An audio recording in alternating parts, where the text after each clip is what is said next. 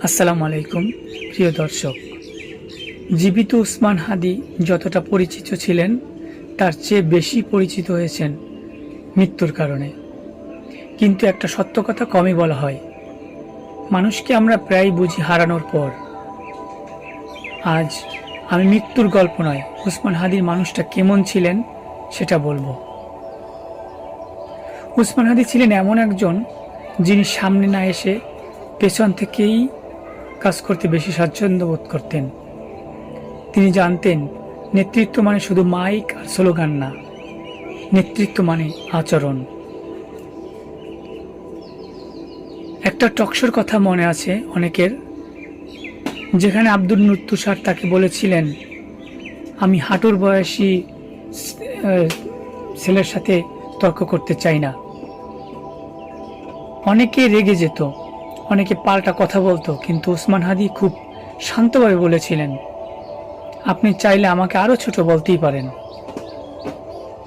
এই একটা বাক্যই বলে দেয় উসমান হাদি কেমন মানুষ ছিলেন। তিনি সম্মান আদায় করতে চাননি, তিনি সম্মান দিতে জানতেন। তিনি দেখিয়েছিলেন নিজেকে ছোট করেও নিজের চরিত্র বড় রাখা যায়। অনেকে জানেন না তার বড় শক্তি ছিল শোনার ক্ষমতা।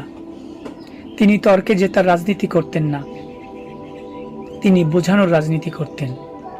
আর এটাই অনেকের জন্য অস্বস্তিকর হয়ে ওঠে, কারণ যে মানুষ বোঝায় সে মানুষ প্রশ্ন করতে শেখায়। তার মৃত্যুর পর আমরা শোক করেছি, পোস্ট দিয়েছি, রাস্তায় নেমেছি, কিন্তু প্রশ্নটা হলো, বেঁচে থাকতে আমরা কি এই মানুষটার মূল্য বুঝেছিলাম, নাকি আমরা আবারও একজন ভদ্র মানুষকে হারানোর পর চিনলাম? উসমান হাদির মৃত্যু আমাদের কাঁদিয়েছে, কিন্তু তার জীবন আমাদের শেখায় ভদ্রতা দুর্বলতা না, নীরবতা ভয় না।